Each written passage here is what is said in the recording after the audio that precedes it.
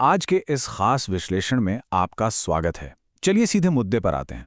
अक्सर आपने गौर किया होगा कि कुछ लोग कितनी भी बड़ी मुश्किल क्यों ना आ जाए उसका डटकर सामना कर लेते हैं, जबकि कुछ लोग जरा सी परेशानी आते ही पूरी तरह बिखर जाते हैं। आखिर ऐसा क्यों होता है?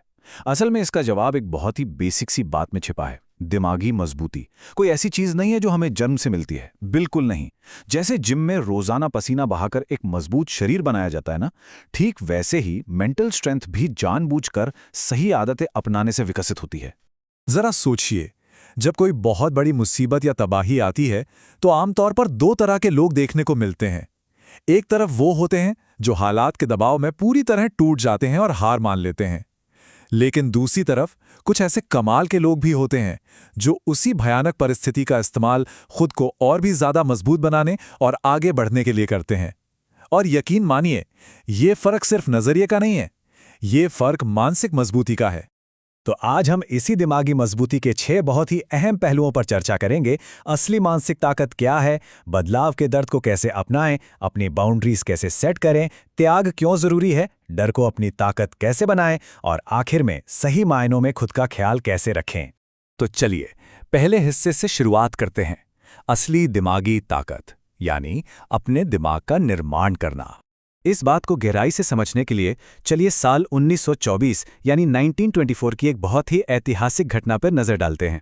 एक पल के लिए कल्पना कीजिए, थॉमस एडिसन अपनी ही आंखों के सामने अपनी पूरी फैक्ट्री को एक भयानक आग में जलकर राख होते हुए देख रहे हैं। उसी एक रात में उनकी सालों की मेहनत, अनगिनत प्रोजेक्ट्स और करोड़ों डॉलर का नुकसान हो गया। सब कुछ खत्म। लेकिन इसके बाद जो हुआ वो सच में हैरान कर देने वाला था। हार मानने या किस्मत को कोसने के बजाय एडिसन ने बिल्कुल नए सिरे से शुरुआत करने का फैसला किया। उस राख के ढेर को देखकर एडिसन का रिएक्शन पता है क्या था? उन्होंने कहा, अच्छा हुआ मेरी सारी गलतियां जल गईं, अब मैं नई शुरुआत कर सकता हूं।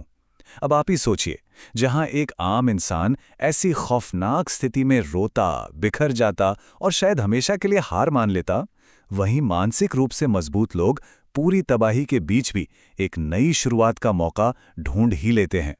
अब आते हैं दूसरे हिस्से पर, बदलाव का दर्द, यानी एक बाज का नया जन्म।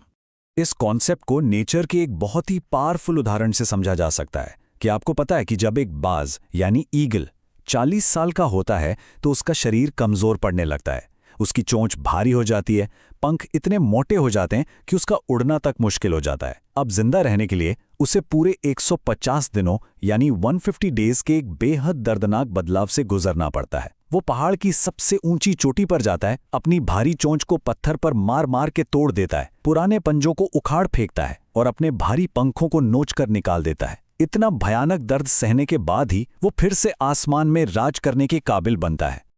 और देखिए, प्रकृति का ये नियम हम इंसानों पर भी बिल्कुल सटीक बांटता है।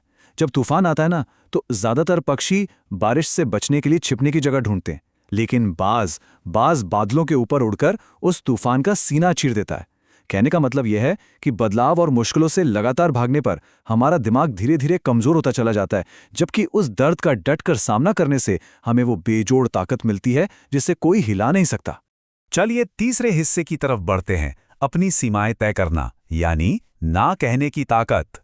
सोचिए जरा, क्या होता है जब कोई इंसान हर बिना मांगे काम, दूसरों को खुश रखने वाली हर जिम्मेदारी और दिन भर के डिस्ट्रैक्शंस को बिना सोचे समझे हाँ कह देता है। इसे एक स्मार्टफोन के उदाहरण से समझिए। अगर आपके फोन में एक ही समय पर बैकग्राउंड में बहुत सारे ऐप्स खुले रह जाएं तो क्या होगा? जाहिर है फोन हैंग कर जाएगा। बिल्कुल इसी तरह सिर्फ गिल्ट या अपराध बोध की वजह से हर छोटी बड़ी बात पर हाँ कहने से हमारा दिमाग पूरी तरह ओवरलोड हो जाता है और सही से काम करना बंद कर देता है। तो यहाँ कैच क्या है?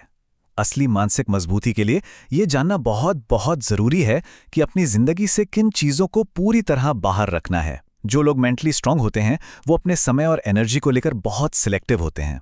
उन्हें बहुत अच्छे से पता होता है कि बिना किसी गिल्ट के बिल्कुल साफ शब्दों में ना कैसे कहना है।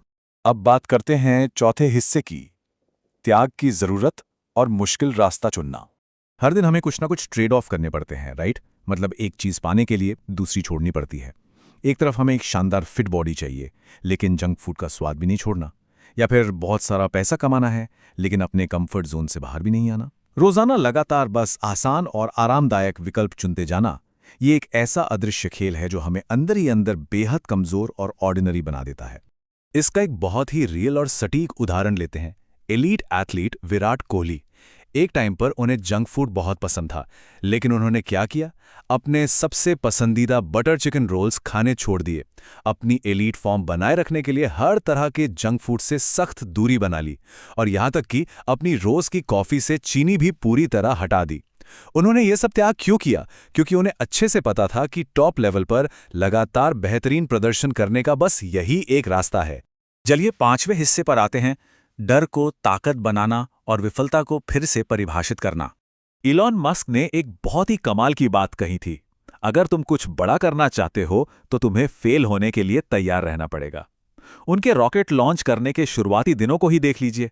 कई बार बुरी तरह फेल होने और करोड़ों डॉलर का भारी नुकसान होने के बावजूद क्या वो रुके? बिल्कुल नहीं।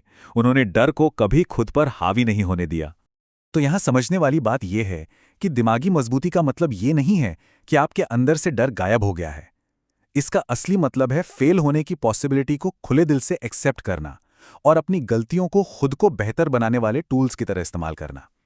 अक्सर लोग क्या कहेंगे या कहीं सब कुछ खराब ना हो जाए, बस यही डर इंसान को रोक देता है और उसे कुछ भी महान करने से पीछे खींच लेता है।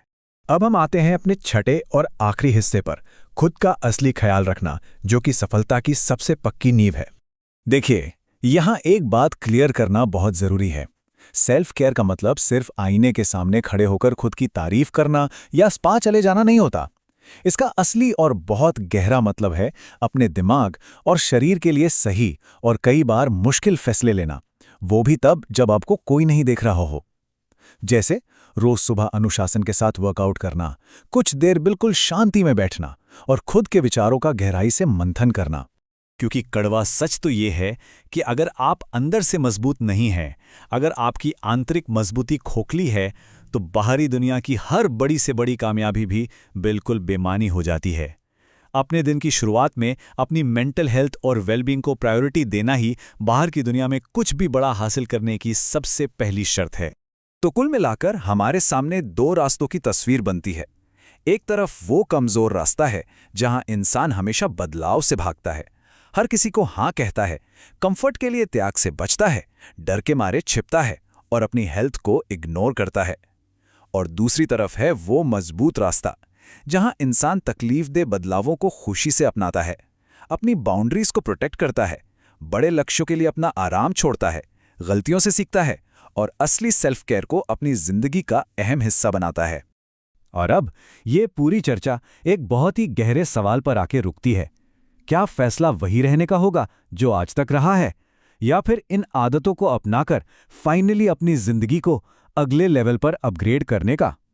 ये एक ऐसा पावरफुल सवाल है जिसका जवाब हम सबको अपने रोजमर्रा के फैसलों में ढूंढना है। इस विश्लेषण में बस इतना ही।